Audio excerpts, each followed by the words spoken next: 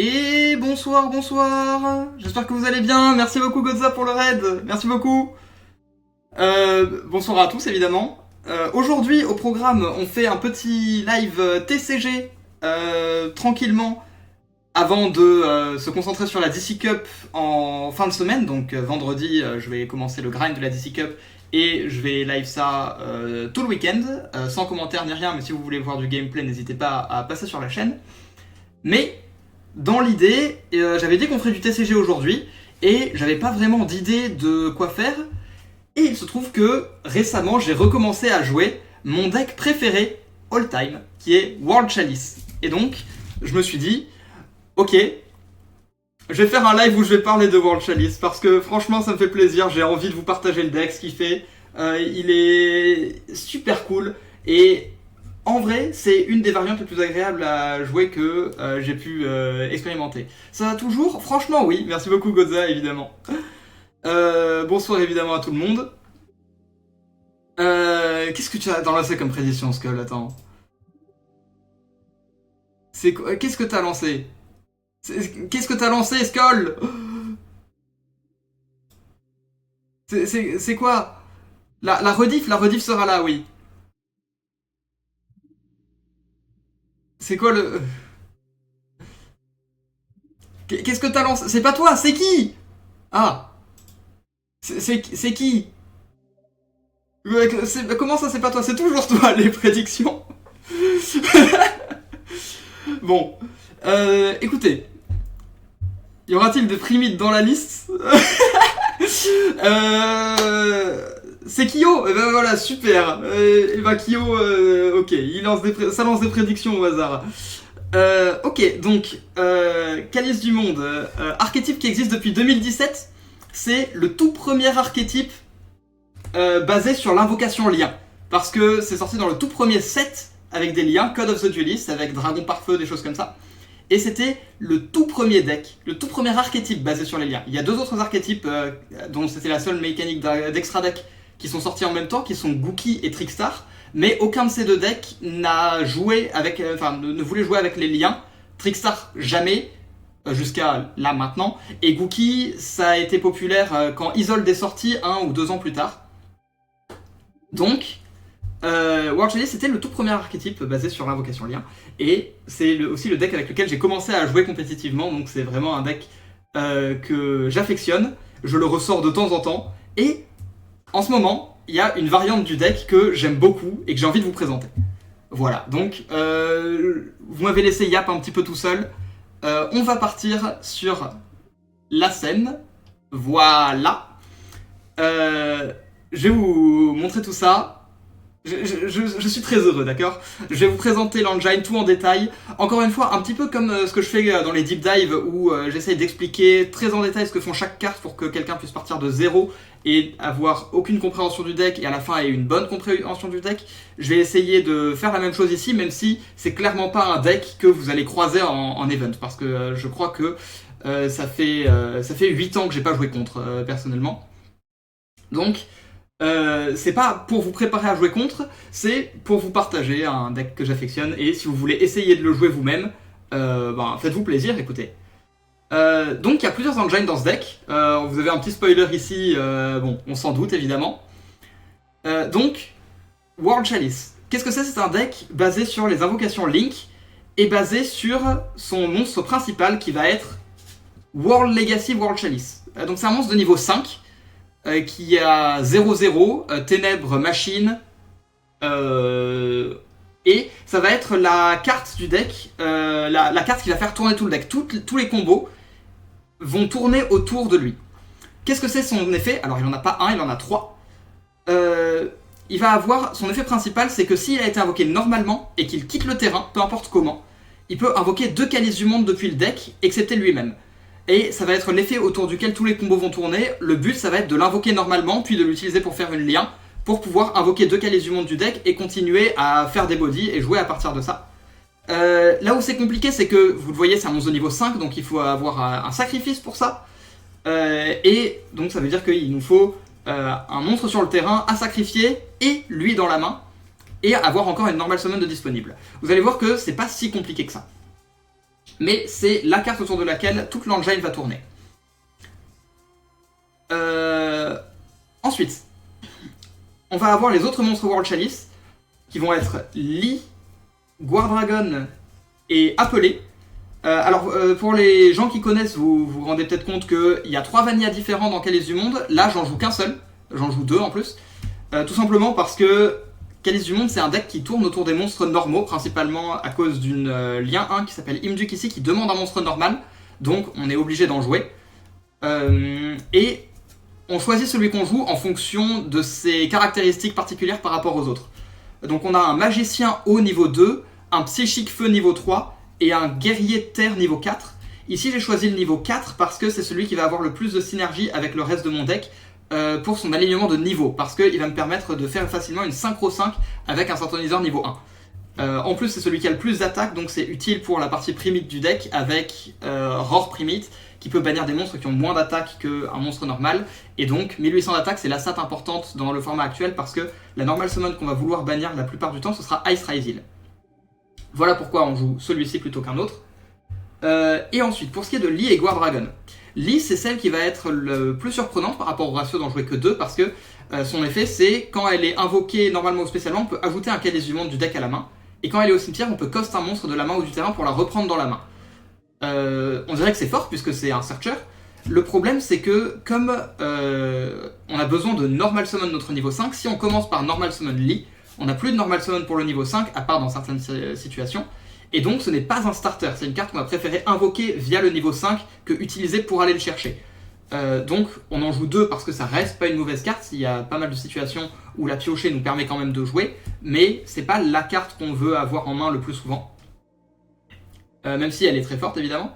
Et 2 Guardragon. Alors Guardragon c'est une carte qui est des fois jouée x1, moi je l'aime beaucoup x2. Son effet principal c'est qu'on peut le bannir du cimetière pour réinvoquer un monstre normal du cimetière dans une zone pointée par un monstre lien. Ce qui veut dire que ça nous permet de faire des extends pour invoquer d'autres monstres par lien.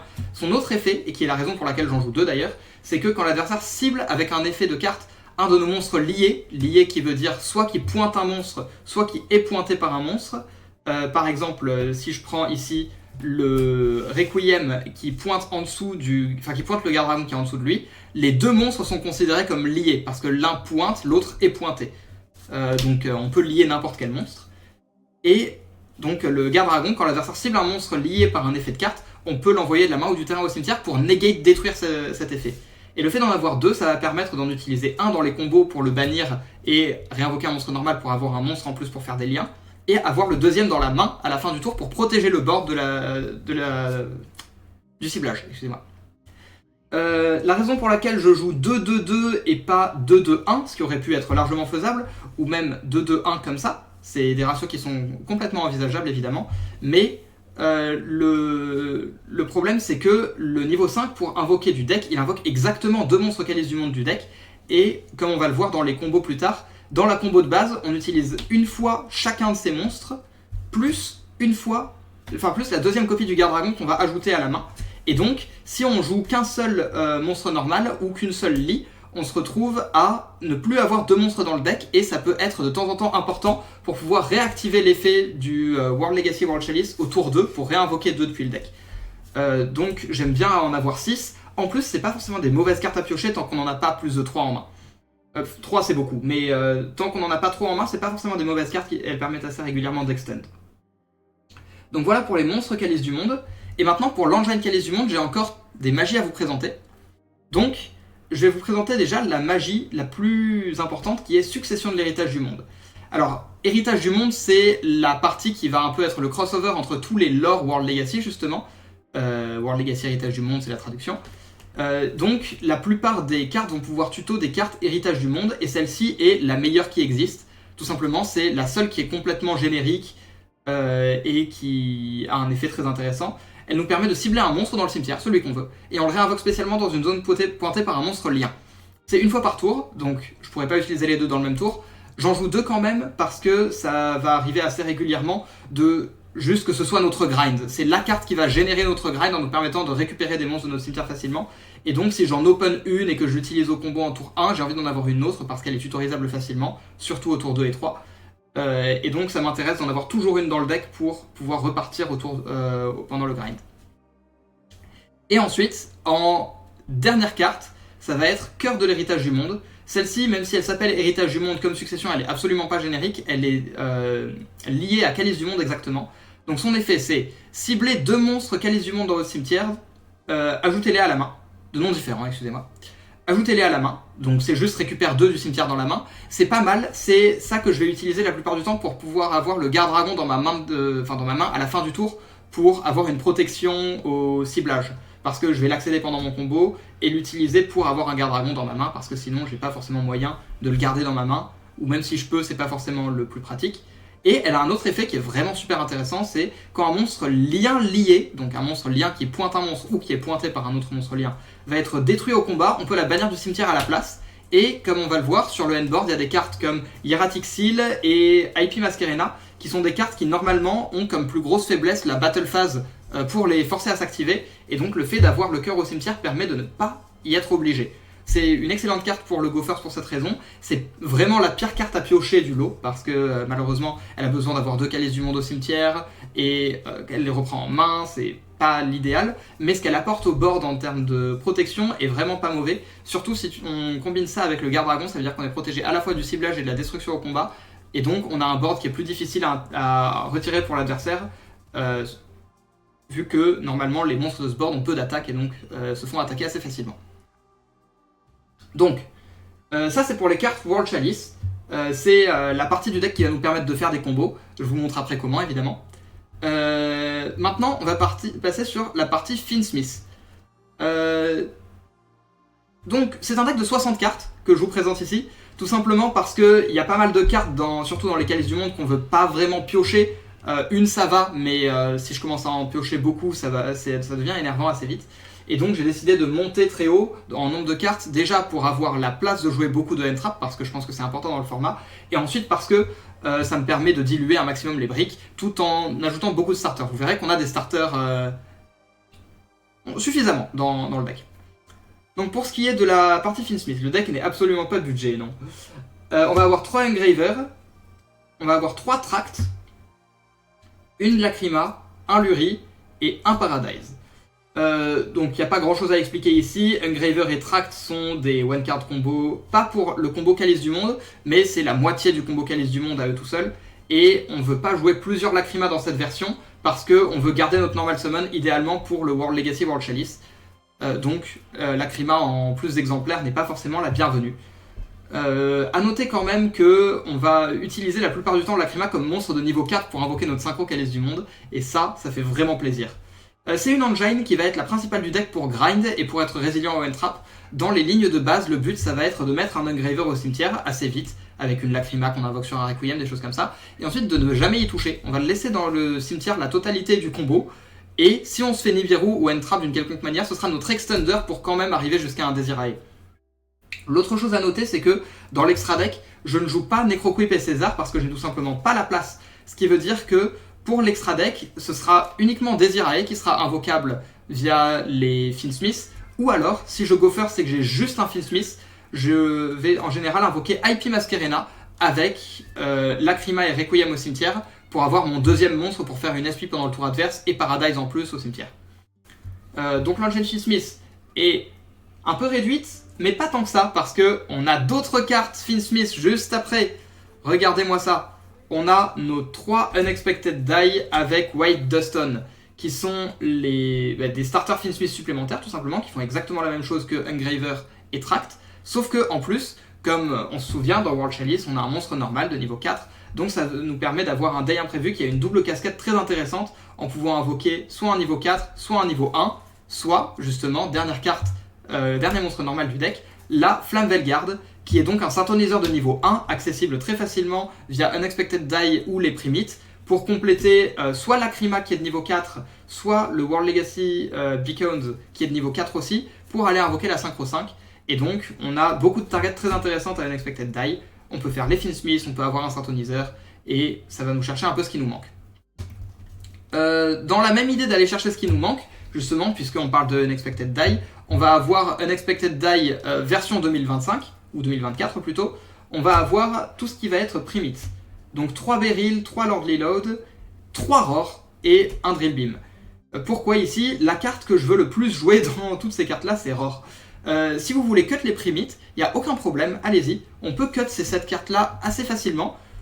Mais par contre, on ne cut pas Roar. Parce que Roar, c'est un one-card combo Finsmith, et c'est une carte qui va nous permettre d'accéder la moitié qui nous manque, encore une fois, des World Chalice. C'est 3 copies supplémentaires de Deuil Imprévu, c'est comme ça qu'il faut la voir. Sauf que si on pioche à la fois Roar et Deuil Imprévu, ou 2 Roar, on peut utiliser les deux, contrairement à si on pioche 2 Deuil Imprévu. Et donc, c'est vraiment la carte la plus importante de l'engine. Les autres nous permettent juste d'avoir un grind intéressant, et j'aime beaucoup la manière dont l'engine interagit dans le jeu en général, donc j'ai décidé de les jouer. Voilà pour les primites. Et enfin, donc ça nous fait 36 cartes ici, il nous reste 24 N-Trap. Parce que j'estime que j'ai besoin de beaucoup de N-Trap dans le format actuel, et 24 dans 60 c'est un ratio acceptable, ça correspond à 16 dans 40 si vous voulez faire des maths. Et donc, j'estime que c'est un ratio correct pour un deck à 60, et ça me permet de jouer en étant relativement serein, même en go second, sachant que le deck a des push d'engine assez intéressants et assez, comment on dit, peu connus. Donc pour les N-Trap, c'est rien de très sorcier, je vais vous montrer ça. On a 3 H, 3 Veiler, 3 Imperm, 3 Ghost Ogre, 3 Fuvalos, 3 Drollenlock, 3 Bestial, donc 2 Druisons, 1 Magnamut, et 3 Nibiru. C'est rien de très compliqué, c'est les N-Trap les plus classiques du format, j'ai envie de dire. Et donc, je les ai juste rentrés dans le deck sans trop réfléchir. On va dire que j'ai envie d'en open 2 ou 3 pour essayer d'interagir avec mon adversaire quand il commence.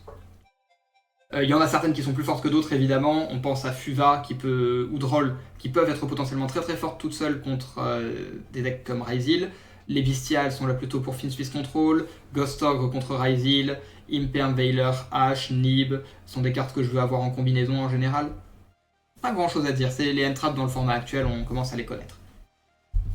Et c'est tout pour le main deck. Voilà. C'est tout, on a quand même fait un deck pas mal. Donc voilà pour le main deck. C'est un deck donc qui contient des World Chalice, des Finsmith, des Deuil Imprévu avec des monstres normaux et des primites. Ce qui veut dire qu'il y a pas mal d'engines, mais vous allez voir que tout fonctionne très bien ensemble. Mais avant de vous présenter les combos et la manière dont le deck va être joué, je vais vous parler de l'extra deck, parce que c'est là que réside toute la puissance du deck Chalice du Monde, parce que c'est un deck qui repose entièrement sur l'invocation Link. Les monstres de main deck ne font rien dans Chalice du Monde, ce n'est pas des cartes qui peuvent gagner la partie sans l'aide des invocations de l'extra deck justement. C'est le premier deck basé sur les Links, et il a gardé son identité tout au long de sa vie, même si on pourrait argumenter qu'elle est finie, sa vie, depuis un petit moment. Il a juste une seule synchro qui va avoir comme utilité de faire des liens. Donc bon, c'est pas parce qu'il a une synchro que c'est plus un deck lien. Et comme même dans les liens de son archétype, il a aucune interruption. Ça c'est aussi quelque chose que j'ai oublié de préciser. Aucune des liens Chalice du Monde ne permet de générer une interruption et une pièce de handboard. Et donc il doit se reposer sur les outils génériques. Et en ce moment, c'est pour ça que les Finsmith sont, je trouve, très intéressants, parce que en ce moment, grâce aux Finsmith justement, on a des outils génériques qui sont vraiment suffisamment forts pour jouer avec juste des bodies génériques.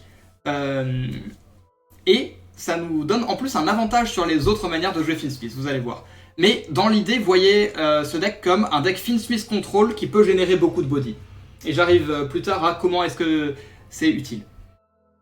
Donc, pour commencer, les starters de l'extra deck. Alors, les starters, normalement, c'est dans le main deck. Je m'explique. Voici notre combo starter. C'est une synchro 5 totalement générique, qui a même une condition d'invocation plus facile, c'est qu'on peut utiliser un monstre normal Chalice du Monde comme synthoniseur. Et le mot important ici, c'est qu'on peut. Donc notre choisi par le Chalice du Monde ici, c'est soit un synthoniseur, soit un non-synthoniseur. Donc avec n'importe quel niveau 1 à côté de lui, qu'il soit synthoniseur ou non, on a accès à Ib, c'est important à savoir pour certains scénarios. Et donc à savoir que si on invoque Ib, on a un combo. Et relativement intéressant en plus. Même si on a invoqué normalement. Même si on a déjà invoqué normalement et qu'on n'a pas encore invoqué notre niveau 5, on a un combo à partir de invoquer Ib.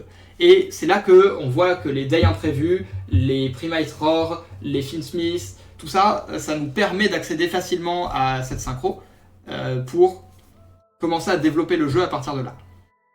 Pour développer le jeu à partir de cette synchro, on va avoir besoin de 3 monstres lien 1. Et l'extra deck se remplit très très vite, vous allez voir. Donc on va avoir besoin de Gravity Controller, Imduke le dragon du calice du monde, et Salamangre étal mirage. Qu'est-ce qu'ils font respectivement, Gravity Controller, son seul effet ici, ça va être qu'il pointe en bas à gauche, et que son matériel lien, c'est un monstre invoqué de l'extra deck non lien dans la zone extra. Donc Eve, quand on l'invoque dans la zone extra, on peut juste faire une lien 1 pour invoquer Gravity Controller. Pour l'invoquer, Imduke, il demande un monstre normal non jeton, et une fois par tour, il nous donne une deuxième invocation normale de monstre calice du monde. C'est de là qu'on va pouvoir utiliser, enfin ça qu'on va utiliser en général pour invoquer normalement le niveau 5. S'il va du terrain au cimetière, on peut invoquer un calice du monde de la main. Et en dernier, Almirage, son seul effet ici, c'est que ses matériels liens sont un monstre invoqué normalement de max 1000 d'attaque. On se rappelle que notre monstre qu'on veut invoquer normalement pour générer des combos, il a 0 d'attaque et qu'on veut l'invoquer normalement, c'est parfait. Je vais revenir 5 secondes sur Ib, donc pourquoi est-ce que en passant par ces 3 liens, on peut l'utiliser comme starter? Tout simplement parce que Ib, elle a 2 effets. Ces 2 effets, il va y en avoir un à l'invocation et un quand elle va au cimetière. Donc son effet à l'invocation, c'est quand elle est invoquée par synchro, on peut ajouter une carte héritage du monde du deck à la main. Comme carte héritage du monde, on va avoir le World Legacy World Chalice et nos 2 magies. Ce sont les seules cartes héritage du monde, les autres sont des calices du monde, ça ne compte pas. Donc on a 3 possibilités. Et son autre effet, ça va être que quand elle va aller du terrain au cimetière après avoir été invoquée par synchro, on peut invoquer un calice du monde autre qu'elle-même depuis le deck ou le cimetière. Et en général, on va invoquer notre monstre normal justement pour s'en servir et invoquer le petit Imduke qui nous donne une deuxième invocation normale ici. Et donc, cette lien nous permet d'aller tuto le niveau 5 et de nous donner de quoi faire une invocation normale supplémentaire. Salut Marwan, merci. Donc, ça va être notre line-up de starter. Et ça veut dire qu'on joue maintenant avec un extra deck de 11 cartes, ce qui est un peu préoccupant quand c'est notre seule win condition. Donc on va s'occuper de notre win condition justement, les Finsmith. On va avoir une Moon, un Requiem, une Sequentia, un Magnum Day et un Desirae. Et ce sera tout. Pas de Necroquip, pas de César, pas de deuxième Requiem. Ça peut faire mal de temps en temps de se faire bannir par exemple le Requiem puisque ça nous fait perdre notre grind. On a d'autres engines qui grindent relativement bien comme les Calices du Monde et d'autres choses. Donc on n'a pas forcément complètement perdu quand ça arrive, mais c'est vrai que ça fait mal. Pourquoi est-ce que l'engine est aussi réduite? Tout simplement parce que la place manque dans ce deck et dans cet extra deck pour être très précis. Et c'est pour ça que j'ai cut Necroquip et César en me disant que j'allais invoquer juste une IP directement à la place pour juste économiser de la place dans l'extra deck, sachant que c'est pas forcément beaucoup moins fort. Dernière carte que je vais considérer comme une carte de l'engine Finsmith, ça va être ici Abao Akyu. Abao Akyu qui est une carte exceptionnelle, si vous ne la connaissez pas, c'est une lien 4 générique qui demande juste un monstre démon dans ses matériels. Donc 2 monstres ou plus, un démon inclus, ok, qui a 2800 d'attaque, ténèbres, démon, et qui peut, en effet rapide pendant la main phase, défausser une carte pour faire une chose parmi deux. Soit détruire une carte sur le terrain sans cibler, ce qui veut dire que c'est une pièce de handboard relativement intéressante, soit se bannir jusqu'à la fin du tour pour réinvoquer n'importe quelle lumière ou ténèbres du cimetière.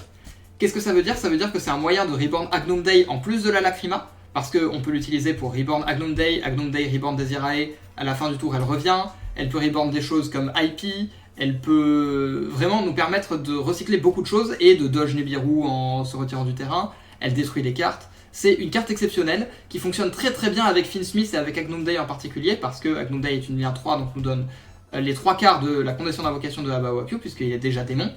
Le problème de cette carte, dans la majorité des decks Finsmith Control, ça va être que dans Finsmith Control, on n'a pas assez de monstres et de body pour invoquer Abao Akyu.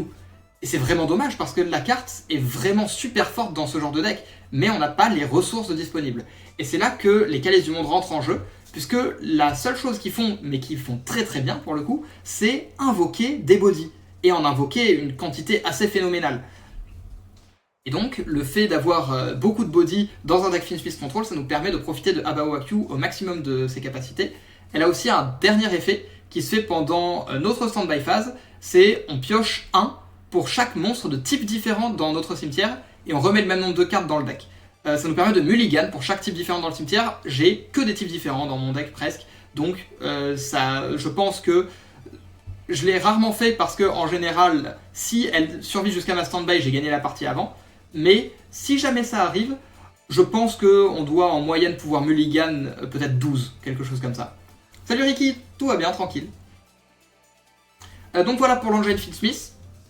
Engine très restreinte, mais avec la Abawaku, qui est une des cartes les plus fortes du jeu, qui est juste un petit peu trop demandante en ressources pour la plupart des decks Finsmith. Ensuite, on va avoir les classiques IP et SP, qui sont les staples de tous les decks basés sur les invocations liens. Donc, Calice du Monde est un deck lien exclusivement, on va pas pouvoir s'en priver, malheureusement. On va avoir une Seals qui va avoir deux intérêts. L'intérêt numéro 1, ça va être que, je rappelle, on a une engine primate assez importante dans le deck, avec 3 Lordly Load, 3 Beryl et Drill Beam en plus des errors. Et on peut utiliser une Lordly Load ou un Beryl si on n'a rien d'autre pour jouer à côté. On peut utiliser Lordly Load ou Beryl pour générer 2 dragons avec le Flamvelguard qu'on invoquera avec le deuxième effet de Lordly Load. Et on va aller chercher Drill Beam aussi pour finir comme je faisais dans ma decklist de Birmingham dans Finsmith, Primate, Bestial, finir sur Seals avec Drill Beam posé, ce qui nous permet d'avoir un endboard ma foi décent avec juste une carte Primate, mais c'est aussi une carte qui va être invoquée sur le endboard dans le combo de base avec les cartes Calice du Monde, donc je vous montrerai les combos juste après. Voilà pour le endboard, et il nous manque 2 cartes qui vont être les 2 cartes qui sont ni des starters, ni du endboard, ni des Finsmith. On va avoir Lib, The World Key Blademaster, qui est au passage une de mes cartes préférées dans le jeu. Je joue 2 de mes cartes préférées. En fait, il faut dire que toutes les itérations de Ib, je les apprécie beaucoup par rapport au lore en général. Donc ça fait partie de... Je vais pas dire que c'est mes cartes préférées, mais c'est mon personnage de lore préféré. Je sais pas si ça fait sens. Si vous connaissez le lore, vous connaissez et vous savez à quel point ce personnage est incroyable. Mais dans l'idée, j'en joue 2 itérations dans ce deck. Je suis déçu de ne pas pouvoir jouer les 2 autres que je joue des fois. Mais je joue les 2 plus fortes. Lib ici, qui demande juste 2 monstres. N'importe quel 2 monstres. C'est juste que pour l'invoquer, on est obligé d'avoir une carte World Legacy au cimetière. Donc soit le niveau 5, soit une des 2 magies. Et c'est pour ça qu'elle est restreinte au deck qui joue des cartes World Legacy. Si elle ne l'était pas, ce serait une des liens les plus fortes du jeu. Donc qu'est-ce qu'elle fait? Elle a 2 effets qui sont très très forts. Le premier, c'est que une fois par tour, on peut poser une carte World Legacy depuis le deck, une magie piège, et elle peut pas être activée ce tour, sauf si on a un monstre World Legacy au cimetière. Alors, à noter que si c'est une piège, elle peut pas être activée ce tour du tout. Mais donc c'est une carte qui nous permet de poser une de nos 2 magies, donc celle qui récupère 2 Calices du Monde de cimetière en main, ou la succession qui est juste Monster Reborn. Ça nous permet d'avoir une bonne toolbox dans le deck pour une lien 2 totalement générique. Et son autre effet qui est un excellent effet de breakboard, qui dit tout simplement quand elle est utilisée comme matériel lien, je peux mélanger une carte du terrain dans le deck sans cibler. C'est juste je prends une carte du terrain, elle va dans le deck, et l'adversaire sait pas ce que je vais prendre avant. C'est extrêmement fort, ça marche aussi très très bien avec IP Masquerena, parce que si on finit sur les 2 ensemble, on va pouvoir pendant le tour adverse faire IP, invoquer par lien une SP, et donc on aura SP pour bannir une carte, Lib pour mélanger une carte, puis SP pour se bannir elle-même et bannir une autre carte. Ce qui veut dire qu'on enlève 3 cartes avec juste IP plus Lib sur le endboard. C'est très très fort. Et ça nous permet aussi d'utiliser Lib en go second. Donc si j'invoque Lib, j'ai 2 monstres. J'invoque Lib, je vais poser Succession, donc le Monster Reborn, qui va réinvoquer dans sa zone pointée. Ensuite je peux utiliser Lib et mon monstre, soit pour faire une SP pour enlever beaucoup de cartes à l'adversaire, soit pour faire peut-être une Moon, et ensuite j'utiliserai Moon pour faire les Finsmith, mais avant je mélange une carte dans le deck. Donc excellente carte, très très forte, très bonne toolbox, une des meilleurs liens du jeu sans aucun doute, qui est retenue en arrière uniquement par le fait qu'elle est difficile à invoquer parce qu'il faut une carte Héritage du Monde au cimetière. Et dernière carte de l'extra deck, c'est une Laina.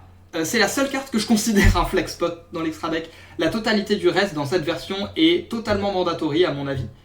Et Laina, j'ai estimé que comme je jouais Finsmith Control, ça pouvait être intéressant pour prendre des Finlight à l'adversaire. Il y a Dead Nader qui existe dans le format, qui est une carte intéressante à voler. Des fois elle prend des Veilers, des choses comme ça. Veiler qui peut permettre de faire la synchro 5 d'ailleurs après ça. Donc elle a des intérêts, un certain nombre.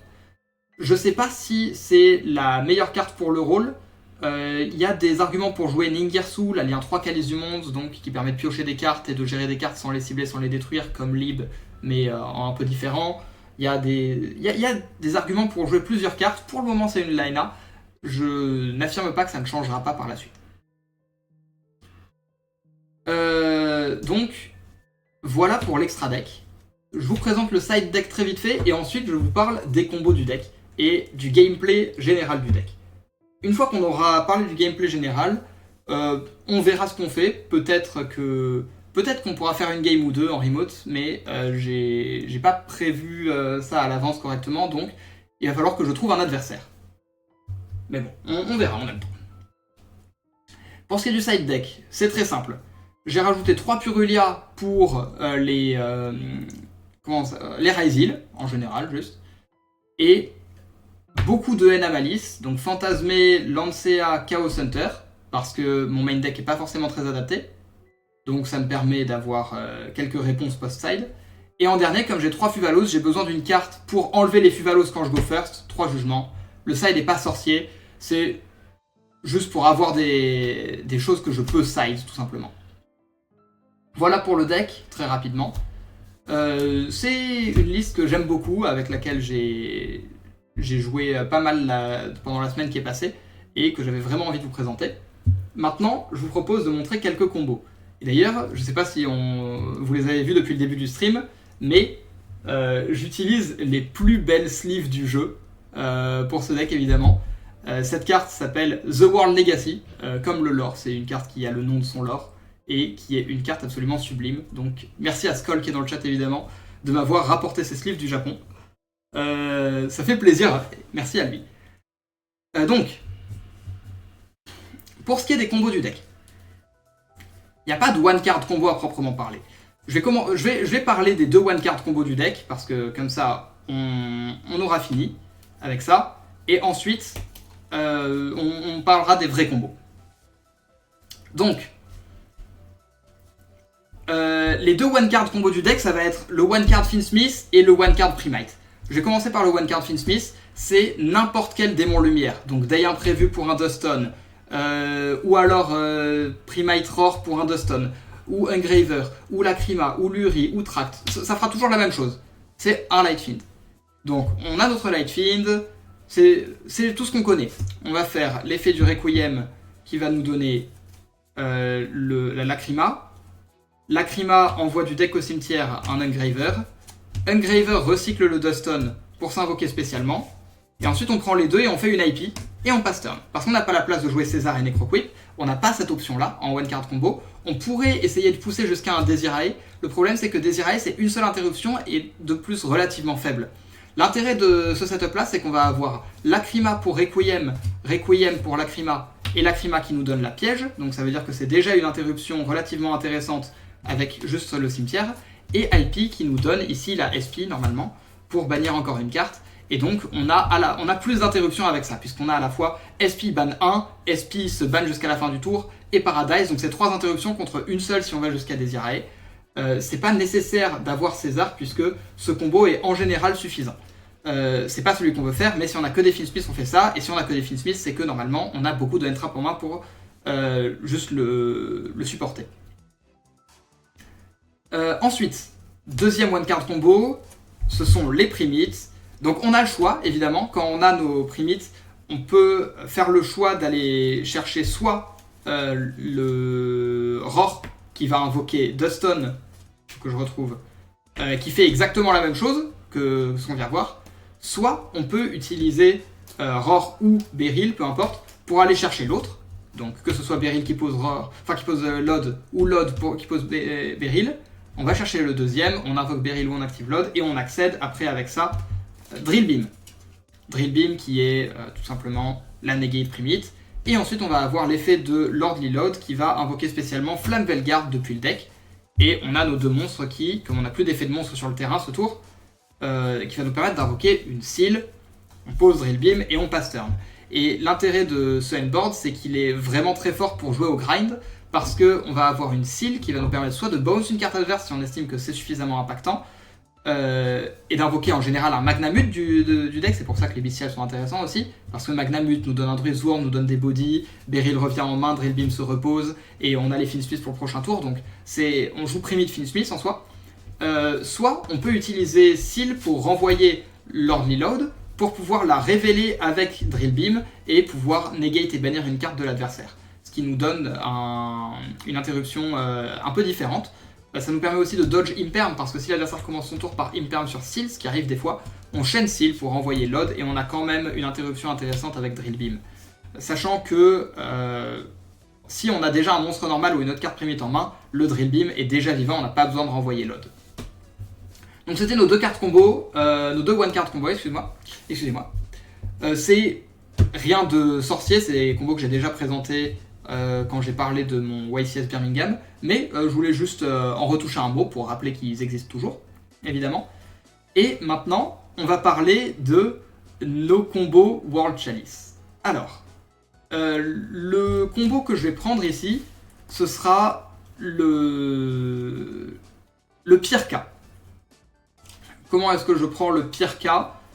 Je vais dire que la main de départ contient... Laissez-moi 30 secondes que je trouve... Voilà. Deuil imprévu plus Fuvalos. Oh. C'est vraiment pas une bonne main, Deuil imprévu plus Fuvalos si on n'a rien d'autre pour jouer. Hein. Bon, vous êtes tous au courant, évidemment. Donc, avec ça, j'ai combo Calice du Monde. On va voir ça tout de suite. Donc n'importe quoi qui arrive à la 5/5, c'est combo. Donc on va Deuil imprévu pour notre Flamme Velgarde, qui est là parce que c'est un synthoniseur monstre normal de niveau 1. Donc, il faut que je le retrouve, mais le voici. Et on va invoquer normalement notre Fuvalos. A noter que si on commence à invoquer normalement un Beryl à la place, ça fait tout de suite évidemment beaucoup mieux. Et donc, une fois qu'on a nos deux monstres qui font 5, on va invoquer Ib, The World Chalice Justiciar. On va l'invoquer ici, en zone extra, super important. Si on l'invoque en zone main, ça marche pas. Et on active son effet pour ajouter une carte World Legacy du deck à la main. On va ajouter World Legacy World Chalice. Puis, comme c'est un monstre non lien dans la zone extra, on peut l'utiliser pour faire une lien 1 et invoquer avec juste notre Ib un Gravity Controller. Gravity Controller qui n'est pas utilisable comme matériel lien, c'est à noter, c'est important, ça veut dire qu'on va devoir s'en débarrasser autrement. Et on va avoir l'effet de Ib qui nous permet d'invoquer un monstre Calice du Monde du deck ou du cimetière. Alors ici on va invoquer spécialement depuis le deck, appelé par le Calice du Monde. A noter que si on en a un dans le cimetière, on invoque celui du cimetière pour économiser le deuxième dans le deck. Et maintenant qu'on a un monstre normal non jeton, on peut faire une lien 1 pour Imduk. Imduk qui donne une deuxième normal summon de monstre Calice du Monde. Voici notre niveau 5. On va l'invoquer normalement, et comme le Gravity Controller n'est pas utilisable comme matériel lien, c'est lui qu'on va choisir de sacrifier, histoire d'économiser des choses et d'avoir accès à tous nos bodies tout simplement pour faire des liens. Et maintenant, on utilise la troisième lien 1 avec le World Legacy World Chalice pour faire Admirage, et on va déclarer effet World Legacy World Chalice qui nous permet d'invoquer deux monstres Calice du Monde depuis le deck. Et donc nos deux monstres ici, ça va être Lee, la fée du Calice du Monde, et World Chalice Garde Dragon. Donc, le World Chalice Garde Dragon, il a Lee. Lee qui, à l'invocation, permet d'ajouter un Calice du Monde du deck à la main, et qui va nous permettre d'ajouter le deuxième World Chalice Garde Dragon. Parce que c'est là qu'on veut avoir celui-ci dans la main à la fin du tour, pour pouvoir protéger le board du ciblage. Maintenant, je vous montre ici, on a nos deux monstres qui sont des dragons, Imduk et World Chalice Garde Dragon. C'est les deux monstres qu'on voudrait utiliser pour invoquer Seals dans l'idéal. Le problème de Seals, c'est que, je rappelle, son effet ne fonctionne que si elle est en zone extra, ce qui veut dire qu'il faut d'abord se débarrasser du Admirage. L'option numéro 1 pour ça, ce serait d'utiliser l'effet du Admirage pour le sacrifier et rendre un monstre sur le terrain indestructible par effet. Le problème, c'est qu'on perd un body dans ce cas. Donc il y a une meilleure solution. La meilleure solution ici, c'est de prendre les deux monstres qui sont là pour invoquer Moon. Et ensuite utiliser Moon pour invoquer Requiem. Requiem qui est sacrifiable pour invoquer la Lacrima. Salut Stevie Finger. Oh, ça va tranquille. Donc on va invoquer Lacrima, et Lacrima va avoir son effet pour envoyer Engraver du deck au cimetière. Maintenant que la Lacrima est passée et que le Engraver est dans le cimetière, c'est là qu'on peut utiliser les deux monstres qui sont là pour invoquer spécialement... Alors, d'abord, excusez-moi, à noter, si on a n'importe quel monstre en main ici, je sais pas moi, un deuxième Fuva, ou un... quelque chose de pas fou, qu'est-ce que je peux avoir?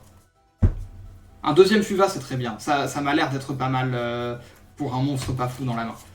Ici, ce que je vais faire, c'est que je vais juste le cost de ma main pour récupérer Lee la fée du calice du monde dans la main. Parce que ça nous permet d'avoir un calice du monde en plus dans la main, et donc un monstre à invoquer spécialement avec l'effet d'Imduk.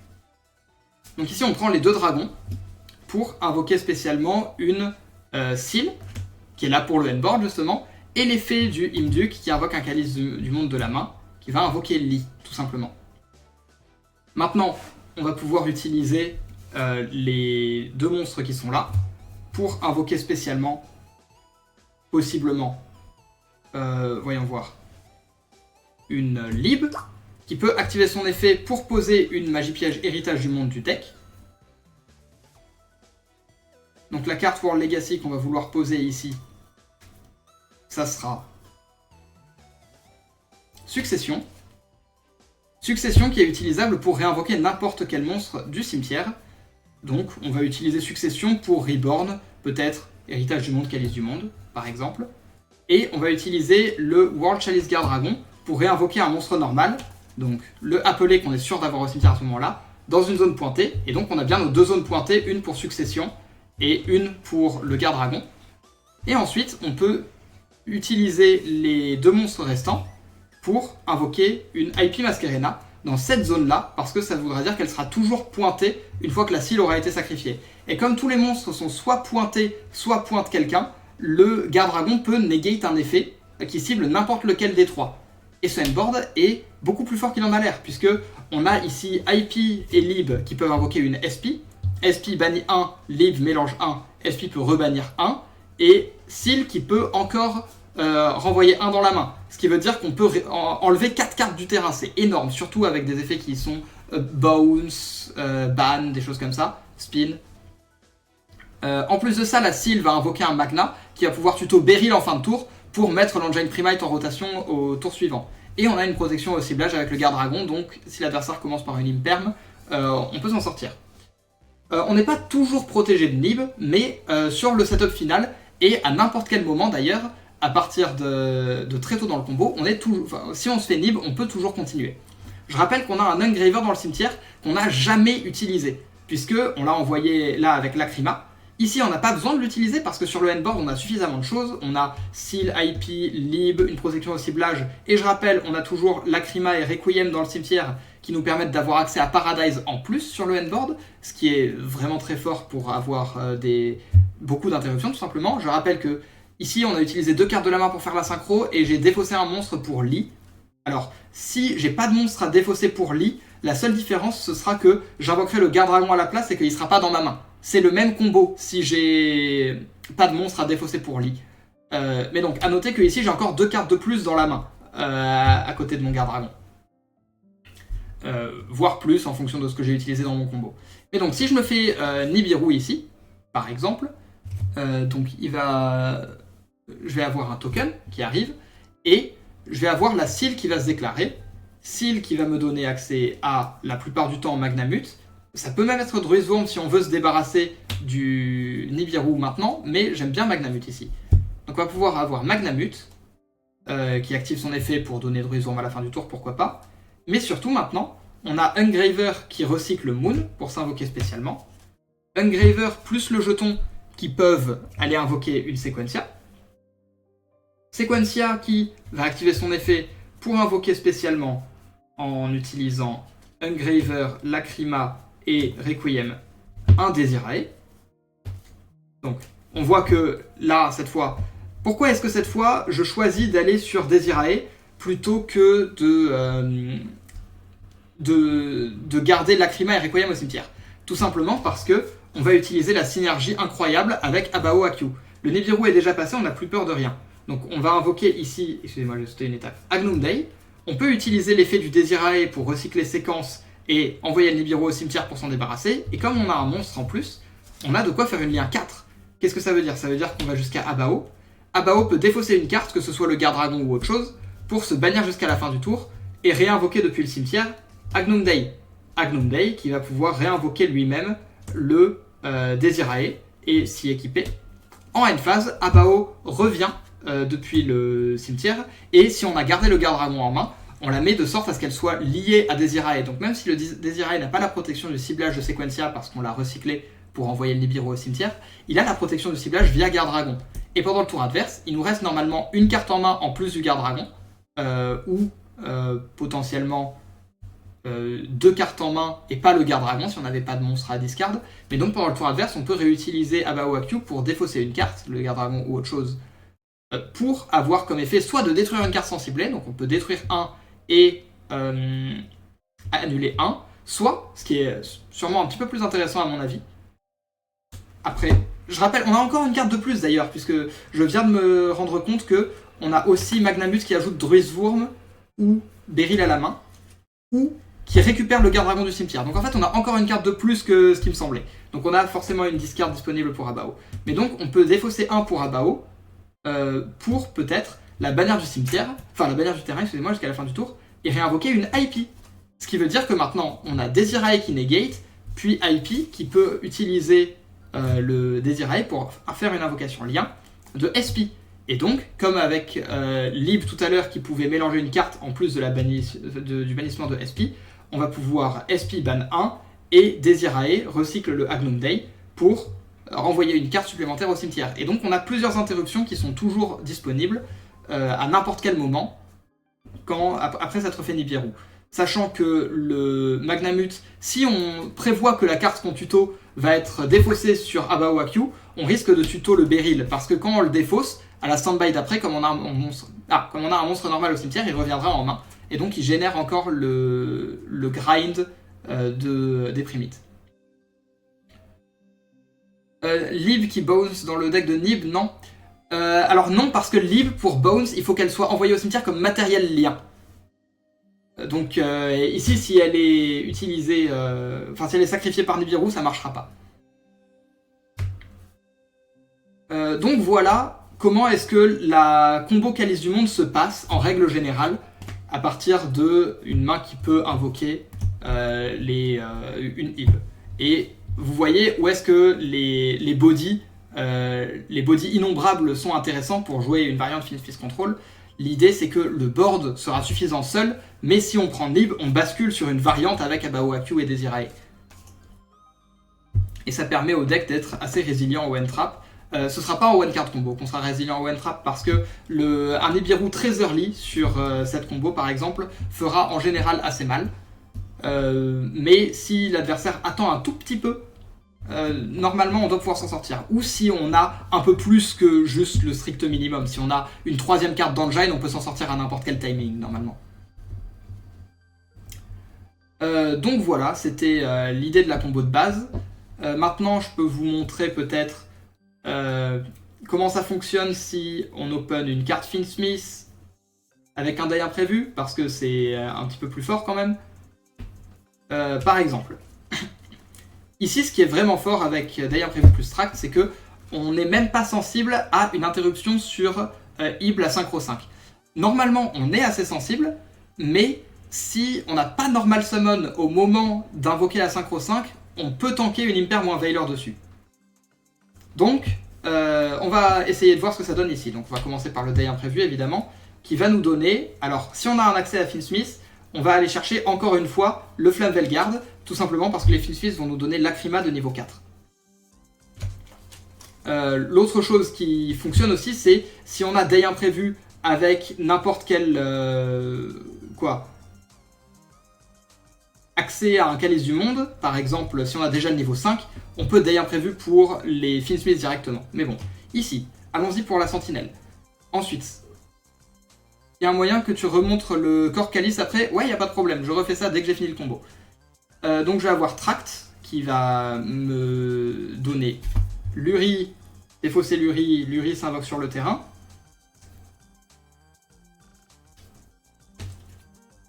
Et je vais pouvoir l'utiliser pour invoquer Requiem. Requiem est fait, qui invoque Lacrima. Lacrima envoie Graveur. Et là, on se retrouve de nouveau avec le setup dont on se souvient, où on a un Engraver au cimetière qui va rester au cimetière tout le tour, et si on se fait Nibiru ou quelque chose et qu'on a besoin d'extend, c'est là qu'il va revenir sur le terrain pour extend et continuer les plays. Si on n'en a pas besoin, on aura Lacrima Requiem au cimetière. Et c'est ça la grande force des combos dans ce deck. Mais donc, maintenant qu'on a accès à notre synchro, et qu'on n'a pas invoqué normalement, on va invoquer Ib. Pourquoi est-ce que c'est important qu'on n'ait pas invoqué normalement? Parce que si on a une Ib ici, et si on a déjà invoqué normalement et qu'on prend Imperm, c'est entre guillemets pass turn, où on est obligé d'utiliser Engraver, derrière on n'aura pas accès à notre niveau 5, ça fera des combos beaucoup plus faibles. Mais si j'ai pas invoqué normalement, je prends un perm là-dessus. Je vais juste faire ma lien 1 quand même, le Gravity Controller, et utiliser l'effet de Ib pour invoquer spécialement, cette fois pas un monstre normal, je vais invoquer Li, la fée du Calice du Monde. Li, la fée du Calice du Monde, qui peut ajouter un monstre Calice du Monde à la main, ajoute le niveau 5, et à la différence de tout à l'heure, j'ai pas besoin de mon lien 1 pour invoquer normalement, puisque j'ai pas invoqué normalement tout court.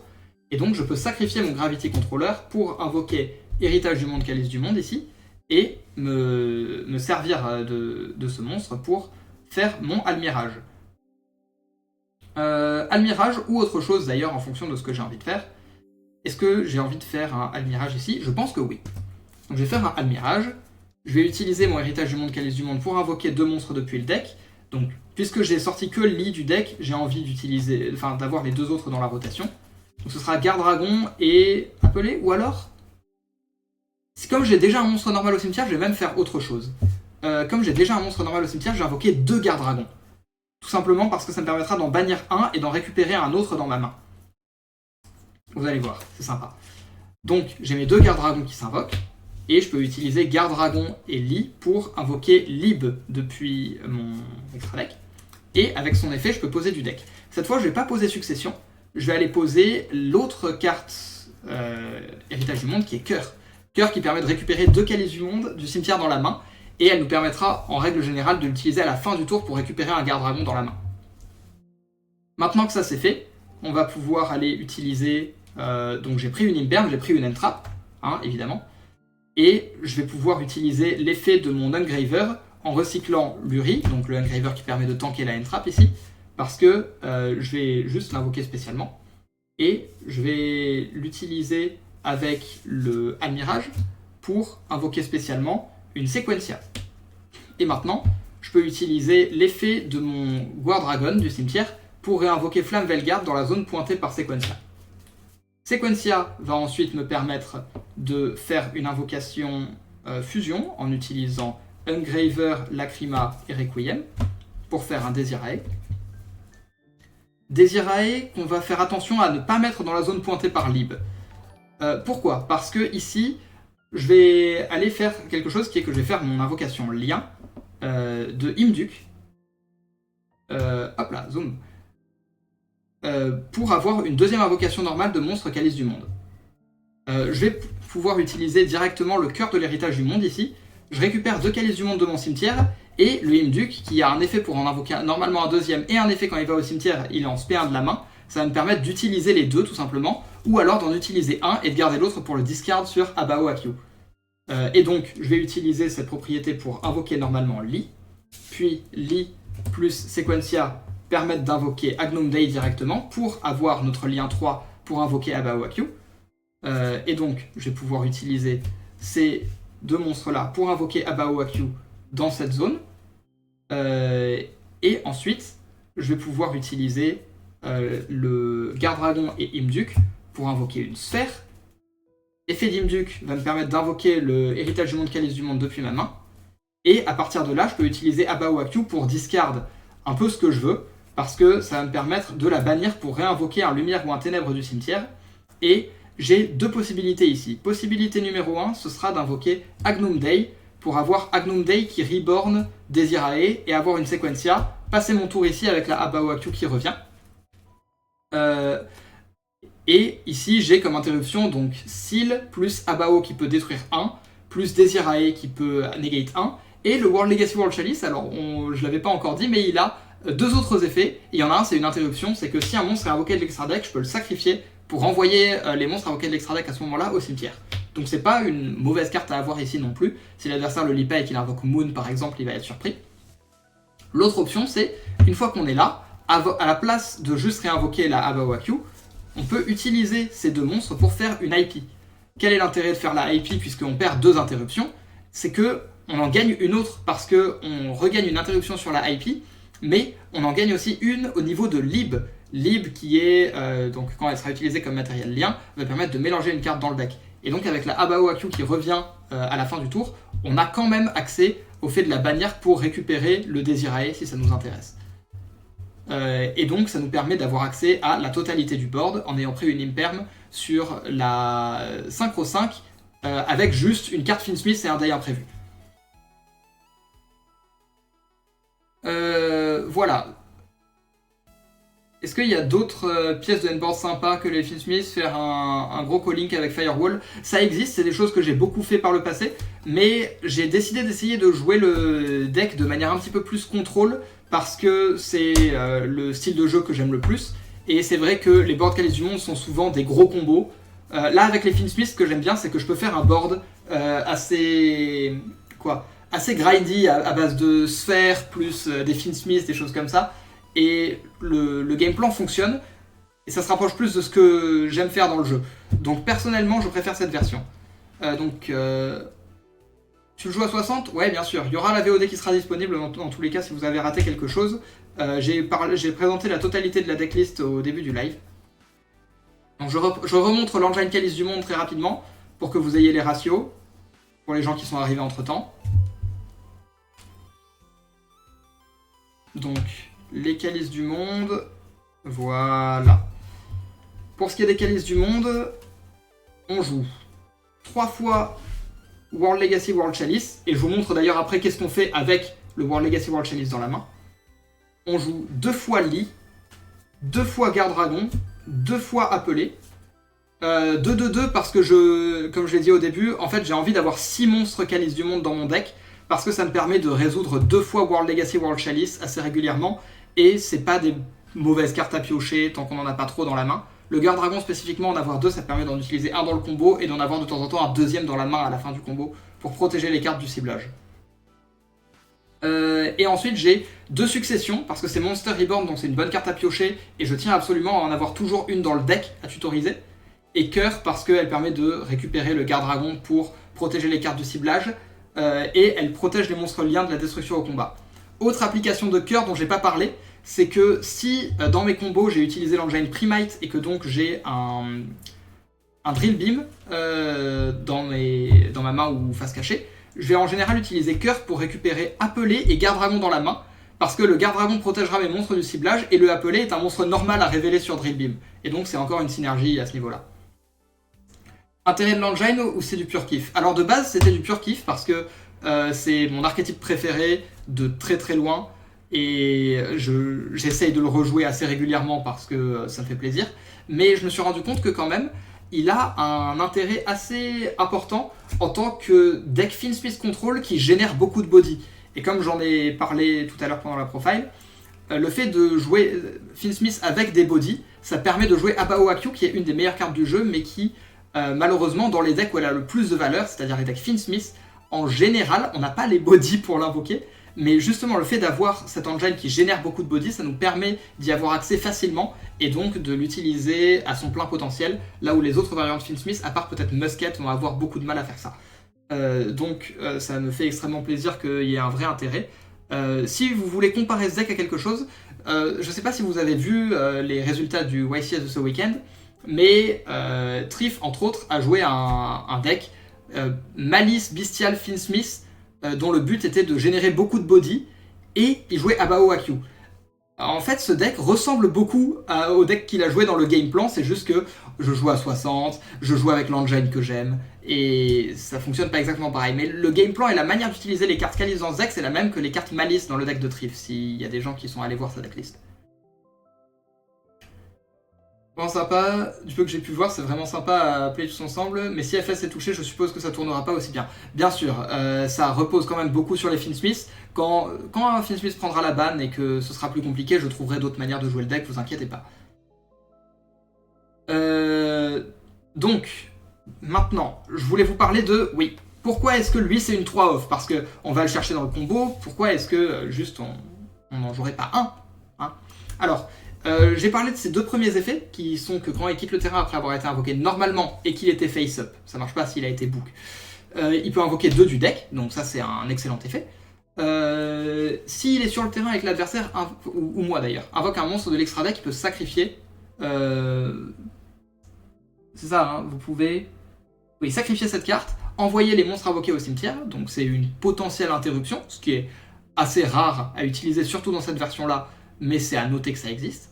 Et son dernier effet, qui est un effet que j'aime vraiment beaucoup, c'est s'il est dans le cimetière, sauf le tour où il y a été envoyé, il peut se bannir pour tuto n'importe quelle carte World Legacy. Les cartes World Legacy, encore une fois, je rappelle, on a lui-même, on a cœur et on a succession. Et c'est pour ça que je tiens absolument à avoir 2 successions dans ce deck, parce que ça me permet, même si j'en ai utilisé une au premier tour, d'en avoir une à tuto au tour 2 avec son effet du cimetière, pour avoir un Monster Reborn sur n'importe quoi. Un Monster Reborn sur une Abao, un Monster Reborn sur vraiment des choses très impactantes. À noter qu'il peut aussi ajouter une autre copie de lui-même du deck à la main. Et c'est pour ça que ça m'intéresse d'avoir de quoi réinvoquer du deck avec, parce que au tour 2, je peux juste l'utiliser, aller en chercher un autre, le norm, faire une lien avec et réinvoquer 2 du deck. Et donc, excellente carte à avoir en 3 fois. Qu'est-ce qui se passe quand on l'open ?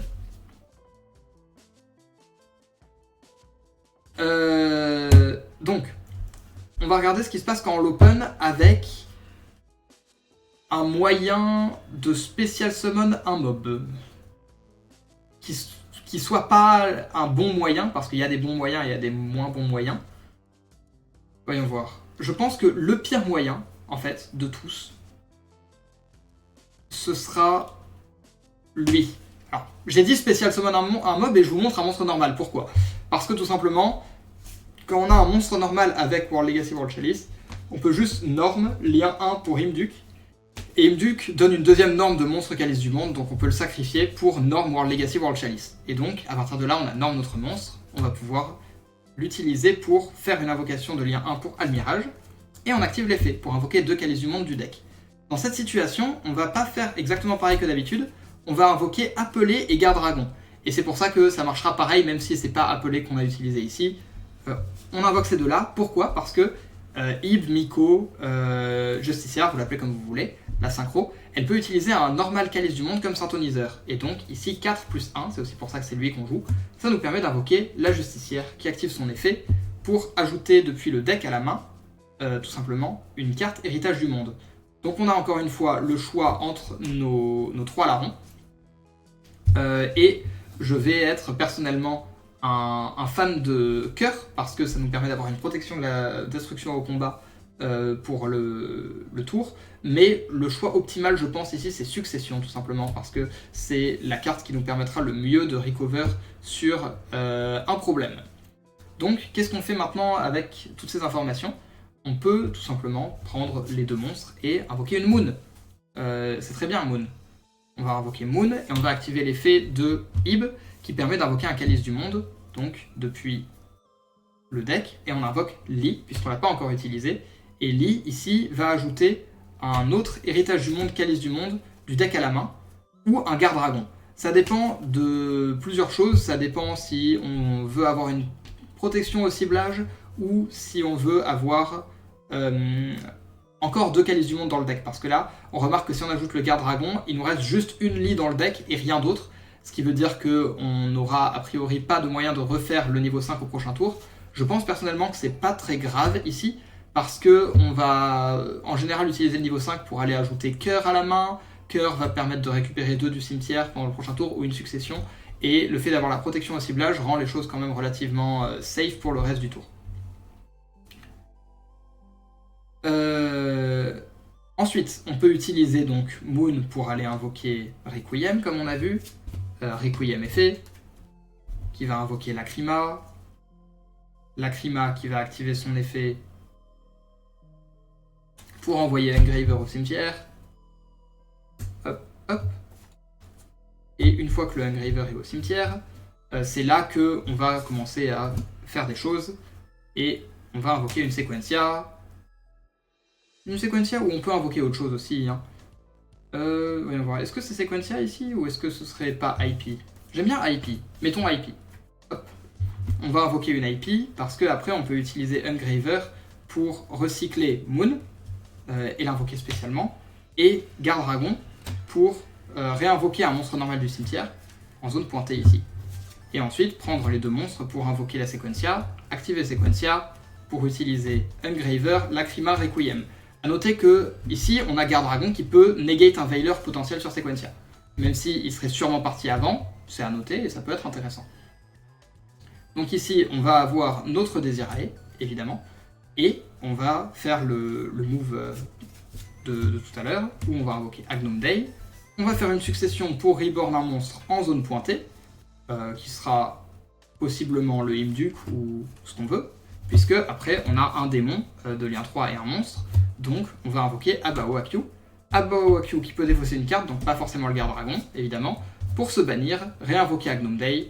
Agnum Dei qui va réinvoquer Desirae et on va lui équiper séquence, et en fin de tour, Abao Akyu revient, et donc on a accès de nouveau à la totalité de nos interruptions. On n'a pas la seal dans cette situation, mais vous voyez que le niveau 5, juste invoquer normalement le niveau 5, ça fait un combo relativement impressionnant et imposant. Et ici, là où c'est intéressant aussi, c'est que pendant le tour adverse, on n'est pas restreint dans l'ordre de nos interruptions. Je m'explique. On va vouloir assez souvent utiliser la IP pour link off le Desirae pour envoyer une carte au cimetière avec. Et donc, on pourrait se dire, oui, mais dans ce cas, j'ai besoin de negate avant avec Desirae. Pas forcément, parce que du coup, on va pouvoir utiliser IP pour invoquer une SP avec le Desirae. Donc Desirae va recycler séquence pour envoyer une carte au cimetière et IP bannir une carte. Et on peut ensuite utiliser Abao Akyu pour la bannir jusqu'à la fin du tour, reborn Agnum Dei, et Agnum Dei peut nous reborn encore une fois le Desirae. Ce qui nous permet d'avoir accès à nos interruptions dans l'ordre qui nous arrange, justement. Et donc ici, on l'invoque en zone pointée en général pour avoir le Gardragon.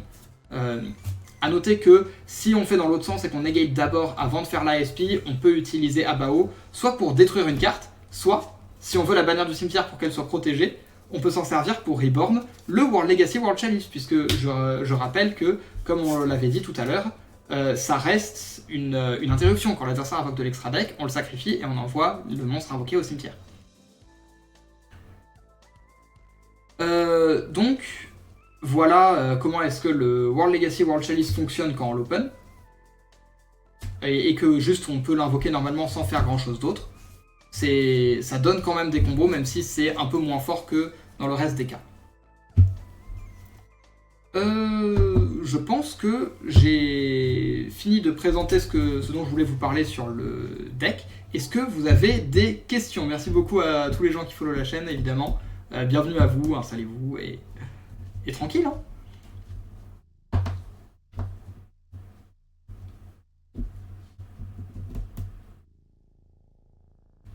Voilà. Est-ce que vous avez des questions sur des combos, sur des ratios, sur des cartes que je joue pas, des choses comme ça. Et bon, je vais faire de mon mieux pour vous donner les réponses. J'en profite pour regarder d'autres choses aussi.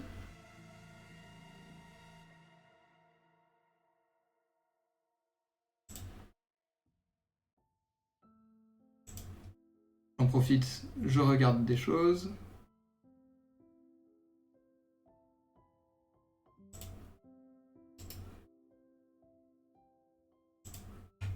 Et si vous n'avez pas de questions dans l'idée, on va soit écourter, soit on va partir sur une ou deux games de remote s'il y a des gens qui sont disponibles. Tu as testé ce deck en local? Oui, je l'ai joué mercredi dernier et samedi. Alors samedi ça s'est pas super bien passé, je crois que j'ai fait 2-3 ou quelque chose comme ça. J'ai pas eu beaucoup de chance, je me suis fait shifter 2 fois sur les 2 premières rounds. Qu'est-ce qui m'est arrivé d'autre comme problème? J'ai fait un misplay, j'ai joué contre Labyrinthe et j'ai juste misplay la game 1, je vais la gagner et j'ai commit dans Nib, j'ai pris Nib plus Furniture et j'ai pas pu remonter la game après alors que je l'avais un petit peu lock. En gros, ce qui s'est passé, c'est que j'avais une Abao Akyu sur mon terrain, qui était super bien, hein, elle était vraiment à sa place, elle bougeait pas. Et j'ai déclaré son effet, j'ai pris Nib en chaîne, et j'avais plus d'Abao Akyu ni rien. Donc j'ai perdu la game 1, et j'ai perdu le BO après, puisque j'ai gagné la 2, j'ai perdu la 3. Sinon, mercredi dernier, par contre, j'ai gagné le local avec. C'était un local, on a fait 4 rounds, c'était pas un truc de fou non plus, mais j'ai gagné le local en jouant contre Cristron, puis comment ça s'appelle, puis Raisil Mitsu, Rugi, puis White Forest, puis Finsmith Bestial. Malice Bestial serait le Nemesis? Oui, complètement, parce que tous les decks... Enfin, Shifter, c'est le Nemesis du deck en règle générale. Shifter contre les decks un petit peu combo qui font des lignes de play un petit peu complexes pour arriver jusqu'à un endboard, c'est toujours quelque chose de difficile à gérer. En règle générale, c'est toujours une vérité. Griffon, la lien est jouable dans le deck totalement, parce que en plus d'avoir un deck qui génère beaucoup de body, Griffon est un light fiend, et donc synergise très très bien avec les Fiendsmiths en général, parce que tu peux invoquer Griffon, puis, comme ce que fait Malice en fait, tout simplement, l'utiliser pour invoquer un Requiem, et ensuite utiliser Abawaku pour le Reborn, et donc tu peux avoir assez facilement accès à des boards très impressionnants. Je pense par contre que c'est pas nécessaire, et donc j'ai préféré des pièces de endboard qui sont plus faciles à sortir quand je peux pas résoudre ma full loop comme Sphère, spécifiquement Sphère d'ailleurs, parce que c'est un peu ça le débat. C'est si on met Griffon, ce serait à la place de Sphère, j'aurais tendance à dire, parce que c'est deux pièces de endboard. La différence, c'est que la Sphère, elle est faisable en one card primite pour avoir un demi-board, elle est aussi faisable dans le combo de base et elle protège un petit peu de Nib, et elle va fonctionner sur des demi-boards beaucoup plus facilement que Griffon. World Chalice sans Saryuja manque un truc emblématique quand même. C'est vrai qu'à l'époque, World Chalice c'était un deck qui était connu pour faire plusieurs Saryuja dans son tour. J'ai même une anecdote là-dessus. Dans un de mes premiers WCQ, pas mes premiers WCQ, mais un WCQ assez tôt dans l'ère lien, j'ai joué Calice du Monde pendant quelques années quand même, 2-3 ans. Quand les liens sont sortis, j'ai passé 2-3 ans à ne jouer que ça. Et donc à un moment, j'étais en WCQ, je jouais Calice du Monde. Round 1, je perds la game 1, mon adversaire joue True Draco. Round 2, j'ai invoqué 8 Saryuja. J'en ai invoqué 8. J'en jouais que 2 dans mon extra deck. C'est juste que j'ai fait des Pots d'Avarice, des Exodius. Pour les gens qui connaissent, c'est juste des cartes qui renvoient les monstres du cimetière dans le deck. Et j'avais une Vénus qui invoquait toutes les sphères lumineuses à chaque fois. J'ai invoqué 8 fois Saryuja. Parce que je voulais piocher ma Kyoto Waterfront, justement, le terrain Keiju qui permet d'avoir gamme ciel avec plein de negate. Et avec 8 Saryuja, je l'ai pas pioché. Du coup, j'ai fini sur Christia Pass contre True Draco. Christia, pour les gens qui connaissent pas, c'est un monstre qui dit personne peut invoquer spécialement. True Draco, pour les gens qui connaissent pas, c'est le seul deck du jeu qui invoque jamais spécialement. Et du coup, j'ai fini sur ça.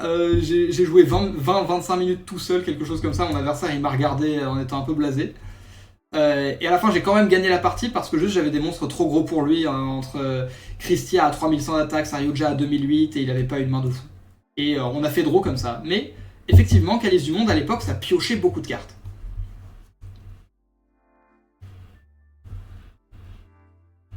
Effectivement.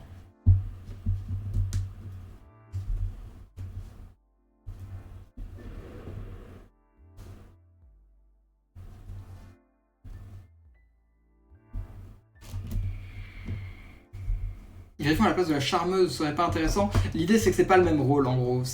Oui, on pourrait mettre Griffon à la place de la charmeuse pour garder la sphère, mais la charmeuse ici c'est une lien qui est là pour extend des sorties et être une carte de toolbox pour avoir des options, des options. Parce que si je mets que des cartes qui sont nécessaires au combo dans l'extra deck, le problème c'est que je vais me retrouver dans des situations où je sors du combo et je vais me dire zut, et là j'ai rien à faire. Et la Laina elle a l'avantage de fonctionner dans à peu près toutes les situations à ce moment-là et d'avoir beaucoup de bonnes targets à reborn dans le format.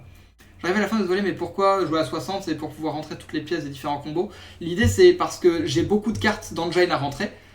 Et j'ai envie de jouer beaucoup de end-trap. Du coup, jouer à 60, ça permet de jouer les 24 end-trap du format. Donc c'est quoi? C'est Ash, Imperm, Veiler, Ogre, Nibiru, 2 Druis, un Magna, 3 Fuvalos et 3 Drolls. Donc ça fait 24. Et d'avoir 24 end-trap en jouant quand même beaucoup d'engine. Et en même temps que ça, j'ai beaucoup de garnets de cartes que je ne veux pas piocher. Et donc le fait d'avoir, de monter haut, ça me permet d'éviter de les piocher trop souvent. Pour n'en citer que quelques-uns, je vais avoir la piège Finsmith, je vais avoir potentiellement, attention, potentiellement c'est pas toujours vrai, tous les monstres calices du monde, que je veux pas forcément piocher, en tout cas surtout pas en trop d'exemplaires, et je vais avoir peut-être Cœur de l'héritage du monde que je veux jamais piocher, je vais avoir également potentiellement certains monstres normaux, le Flamvelgard il est pas vraiment là pour être pioché non plus, Drillbeam qui est pas toujours la meilleure carte, donc c'est des cartes, c'est pas toujours horrible. Je crois que la seule carte qu'on peut vraiment qualifier de Garnet là-dedans, c'est Paradise, parce que si je la pioche, ça m'enlève un play avec la Lacrima. Toutes les autres, elles peuvent avoir de la valeur quand je les pioche, mais j'ai pas envie de les avoir en main. Diluer les briques, ouais, c'est exactement ça. Le seul World Chalice que j'ai envie d'open, c'est le niveau 5, parce qu'il est vraiment trop fort.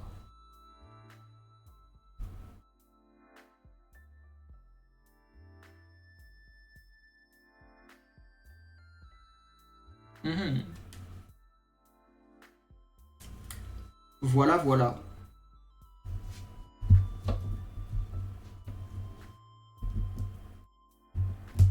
À tout hasard, est-ce que quelqu'un dans le chat a envie de faire une game en remote? Si oui, on peut lancer une petite game. Sinon, ce sera tant pis et on va pouvoir juste se laisser un petit peu plus tôt, c'est vrai. Mais c'est vrai que je suis en ce moment en pleine préparation de la DC Cup sur Master Duel, donc je m'occupe peu du TCG. Mais si quelqu'un dans le chat a envie de lancer une petite game, on peut se faire ça tranquillement. Chill, il n'y a aucun problème, vous inquiétez pas.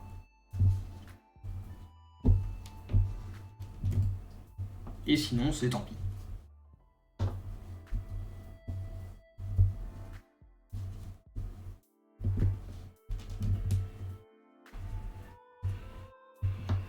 Super intéressant en tout cas, Mathieu. Je travaillais sur une liste il y a quelques semaines à base de Draconet et TG Rocket Salamander. Ouais, ça c'est les trucs de base, mais Rocket Salamander a perdu beaucoup d'intérêt sans OSS.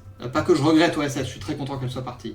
Mais ouais, ça a perdu pas mal d'intérêt. Draconet, ça a l'avantage d'être un one-card combo. Il y en a d'autres qui sont potentiellement un peu meilleurs, j'aurais tendance à penser. Même si celui-là est pas mauvais du tout.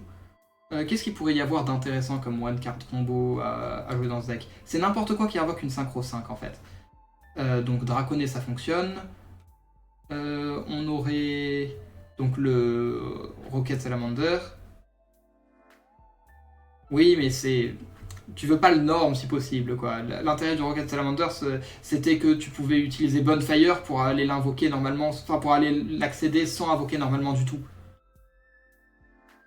Bonfire, le tuto, oui, t'en as suffisamment de copies, le problème n'est pas là. Le problème c'est que avant, comme tu utilisais Poplar au milieu, t'avais pas besoin de normes. Là maintenant, t'as besoin de normes pour le Rocket Salamander, et donc sur une imperm sur la synchro, tu passes ton tour, alors que si t'as pas norme, justement, comme on l'a vu, si t'as pas norme au moment d'invoquer la synchro, tu peux très facilement aller basculer dessus.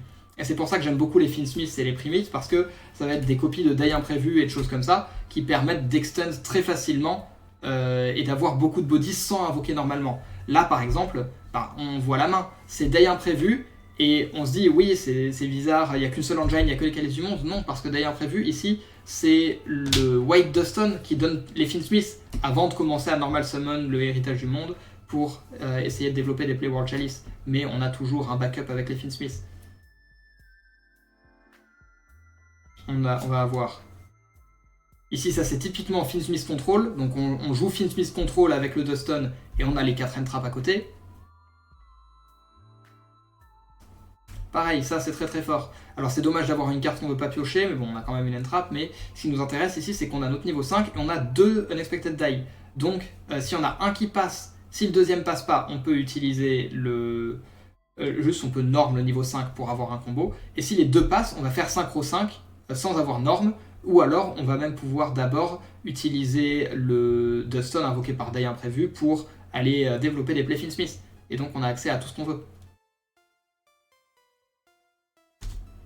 Voilà, ça c'est l'exemple d'une main qu'on veut pas trop voir parce que on dirait qu'on a la piège Paradise, on a 3 cartes Primites, mais en fait, c'est une main qui fait absolument tout ce qu'on veut. Pourquoi? Parce que elle va commencer par Active Lordly Load, qui va nous donner ici le Roar.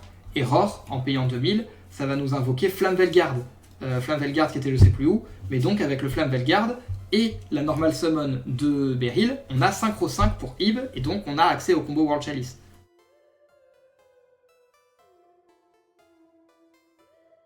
Avec Runic et Téléport, c'est good aussi, mais complexe. Les Runic, c'est quelque chose à quoi j'ai beaucoup pensé pour Calice du Monde. Quand j'aurai une variante correcte de Runic World Chalice, je vous la présenterai, parce que c'est vrai que c'est un deck qui est relativement intéressant et qui a des lignes très sympas.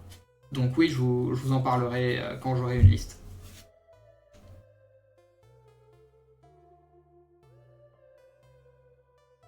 Les Finsmiths ont été envisagés, mais j'ai abandonné parce que je voulais jouer le full package extra deck, mais ça prenait trop de place. C'est un petit peu le défaut des Finsmiths, c'est qu'ils prennent beaucoup de place dans l'extra deck et Calice du Monde a déjà du mal avec ça.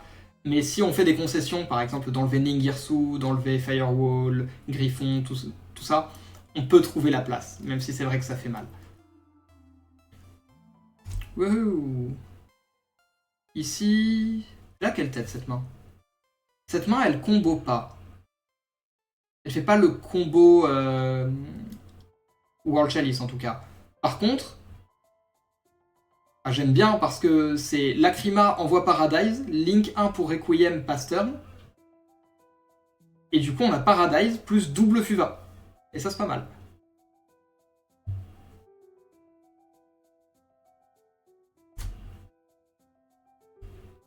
Ici c'est difficile à dire. Le problème c'est qu'on a le choix entre faire la loupe Beryl juste ou aller un poil plus loin. J'aurais tendance personnellement à me dire que j'ai envie peut-être de Norm Flamvelgard pour faire un Imduke, extra Norm Lee et avoir une tuto. Le problème c'est que j'aurai pas les prémites qui tournent. Mais ça me donnera les Finsmith avec des bodies. Donc en vrai ça peut faire l'affaire quand même. Même si j'ai pas accès au combo qui m'intéresse de base. Ça c'est combo. Et c'est bien combo d'ailleurs parce que c'est Tract qui invoque le Ri qui fait Requiem, Requiem pour Lacrima, et ensuite Norm Veiler ça fait 1+4, ça nous fait la synchro, évidemment.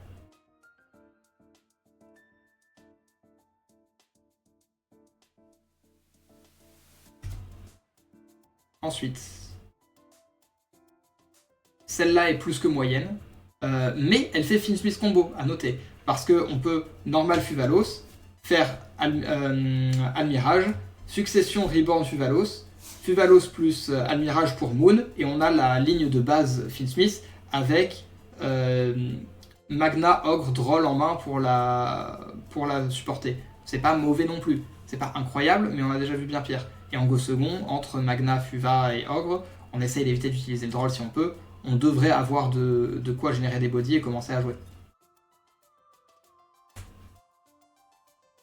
Pareil ici, bon, c'est un petit peu dommage, mais il y a beaucoup de doublons. Ce qui ne veut pas dire que c'est mauvais, parce que justement, Day Imprévu, Roar, ça nous permet d'être quasiment sûr d'invoquer la synchro sans invoquer normalement. Et si on arrive jusque là, c'est super dur pour l'adversaire de nous empêcher d'arriver jusqu'au niveau 5. Le niveau 5 il génère beaucoup. Donc franchement c'est pas mal du tout.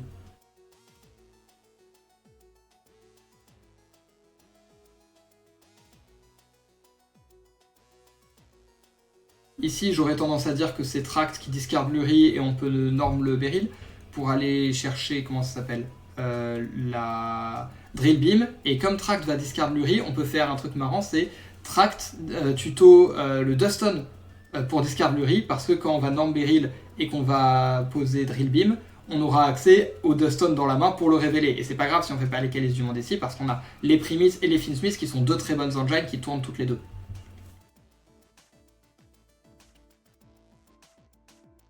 Celle-là est un petit peu technique parce que 4 Entrap c'est compliqué. On a encore une fois accès au play normal Droll pour Almirage et activer Succession pour Reborn Droll et avoir Moon.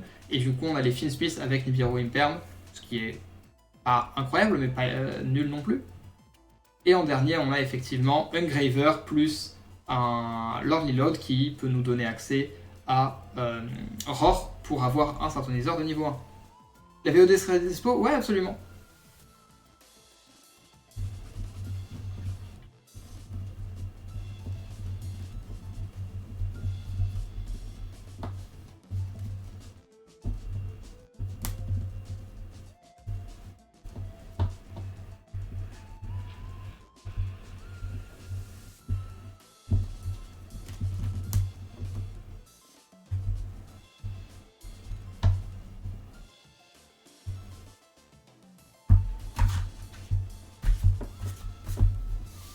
Allez, on s'en fait encore une petite série.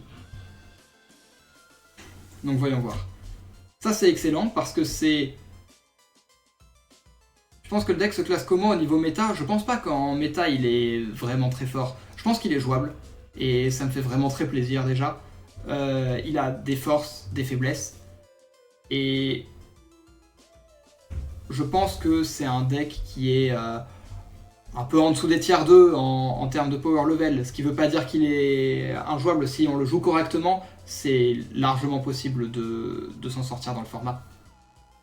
Ça c'est une très bonne main avec Roar qui nous donne le Flamvelguard, Normal Summon pour poser Lordly Load pour aller chercher Drill Beam, et donc on a déjà une Lordly Load à révéler pour le Drill Beam, et on peut faire la combo World Chalice tranquillement à côté. Rien à voir avec le deck, on le verra sur les tournois physiques dans les prochains mois. Vous me verrez à l'Open, puisque c'est à la maison, c'est chez moi à Montpellier, et vous me verrez au Championnat de France. Je pense pas que vous me verrez ailleurs, donc au Championnat d'Europe aussi si vous y allez. Mais normalement c'est tout pour moi. Je vais pas aller beaucoup plus loin. Ça c'est évidemment deux doublons, c'est pas ce qu'on veut, mais bon. On joue Finn Smith. Ah, Unexpected Die, Roar et Beryl, c'est trop fort, vraiment. À la Villa, ouais, mais c'est pas un événement. C'est justement le rendez-vous avant l'événement. Ici on a Flamvel comme tuner 1 et Tract qui donne accès à un niveau 4 avec Lacrima évidemment. Ici c'est Finsmith Control avec 3 Entrap, Lacrima plus des Magnamut, Ogre, Droll. Comment ça si Comment ça? Ça donne quoi ça? Ah ça c'est bizarre. Ça j'aime pas par exemple. En Go First. En Go Second j'aime beaucoup parce que j'ai 3 Entrap avec de quoi jouer. Dès que j'ai un die imprévu ça débloque toute la main. Mais en Go First c'est juste Finsmith ou Pass Turn avec Charmy, Veiler, Imperm. Mais on peut aussi juste faire les Finsmith. Die imprévu Engraver, excellent évidemment. Et Lordly Load, on a toutes les engines. Pareil. Ah, l'autre chose dont j'ai pas parlé, c'est Die imprévu ou comment ça s'appelle? Ou Primite Roar plus Lee, c'est aussi combo parce qu'on peut utiliser Die imprévu pour invoquer un monstre normal, le monstre normal qui nous invoque un Imduke, et grâce à Imduke, donc, on a le droit à 2 normal summon, et donc comme on a 2 normal summon cette fois, on peut Lee pour tuto le niveau 5 et norm le niveau 5. Et donc on peut faire les deux si on commence par Lee plus un Unexpected Die ou Lee plus un Primite Roar. Donc à noter que ça c'est combo, et très largement. On peut aussi Die imprévu pour un niveau 4 et Normal Summon Veiler, mais j'aurais tendance à préférer Lee ici parce que je garde ma Entrap en main.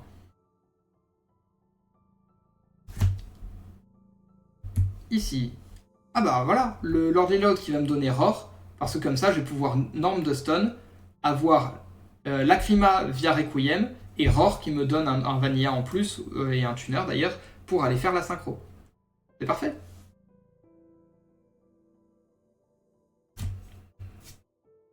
Ici, on peut faire juste la loupe Beryl de base, pour faire Seals. C'est même pas mal je pense, parce que ça finit sur Seals Drill Beam qui a déjà quelque chose à révéler, avec le niveau 4 et H, et beaucoup de grind. Ou alors on peut norm le appelé par le Calice du Monde, lien 1 pour extra norm. Mais je pense que je préférais norm Beryl ici.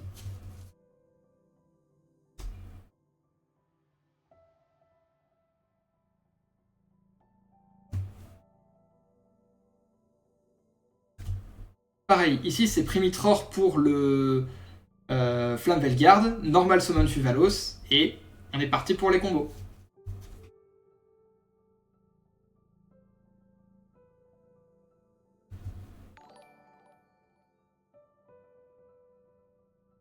Et en dernier... Ah, ça c'est Finsmith Control. Vraiment Finsmith Control, on va Norm Lurie, on va faire Requiem, on va Pass Turn parce qu'on va faire Requiem, Shen Fuvalos. Tranquillement. Et voilà, merci Escanor pour le follow. Tu joues plus Finsmith pur? En ce moment non, parce que déjà je joue pas beaucoup au TCG, donc j'essaye de jouer des decks un peu fun pour m'amuser.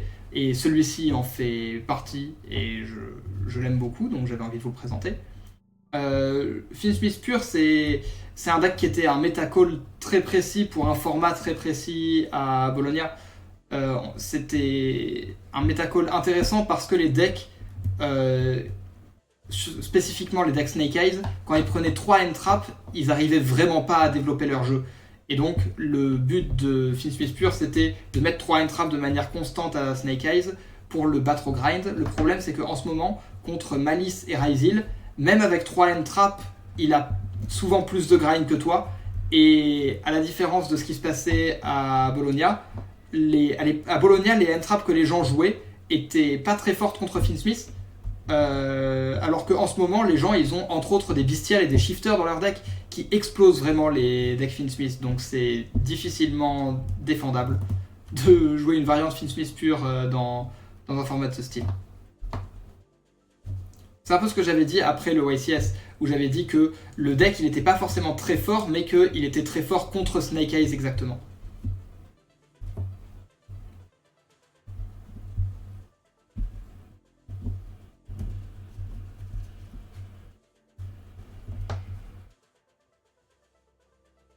Je te call ma deck. Chris, tu peux juste me dire si elle te paraît assez consistante avec le travail sur le terrain. J'ai un WCQ ce week-end. Je t'invite à mettre ça sur mon Discord ou à me l'envoyer en MP et quand j'aurai le temps, je répondrai. Bonsoir, est-ce que tu vas stream la DC Cup? Oui, je vais stream la DC Cup, mais j'aurai évidemment pas de micro, pas de caméra, 15 minutes de délai, le stream pas accueillant que vous... Voilà, auquel attendez-vous, vous attendez pas à ce que je sois là avec ma bonne humeur et ma caméra. Vous verrez un écran avec du gameplay qui aura un petit peu de retard en plus. Donc voilà, mais oui, je stream. Sur ce, je pense qu'on est pas mal pour le live de ce soir. Live un petit peu plus court évidemment. Je suis pas trop en TCG en ce moment. Je me focus plus sur Master Duel pour essayer de récupérer toutes les cartes et faire la DC Cup dans les meilleures conditions. Je pense que j'aurai tout ce qu'il me faut normalement. En tout cas, je l'espère, je croise les doigts. J'avais envie de vous parler de Calice du Monde, qui est un deck que j'affectionne tout particulièrement. On aura de temps en temps des live Calice du Monde sur cette chaîne. Vous êtes prévenus. Aujourd'hui, c'était l'un d'entre eux. Et je pense que le live va s'arrêter ici. Je vais regarder où est-ce que je peux vous envoyer en raid. Je vais pouvoir vous envoyer à... Vous savez quoi? Je vous envoie à Taigo. Magnifique. Taigo qui parle des nouvelles cartes, je crois. Donc, je vais vous envoyer là-bas et je vous souhaite une excellente soirée avec Taigo. Et moi, je vous dis à ce week-end pour la DC Cup, même si, bon, vous me verrez pas trop. Ou sinon, à la semaine prochaine, je pense que... Je sais pas quand est-ce que je vais live. Peut-être que je live pas la semaine prochaine pour me reposer après la DC. Mais dans tous les cas, à très bientôt, que ce soit en live ou en physique aux events qui arrivent, que ce soit l'Open ou le CDF un petit peu plus tard. Je vous souhaite une excellente soirée et je vous dis ciao ciao, à ce week-end et je vous envoie à Taigo.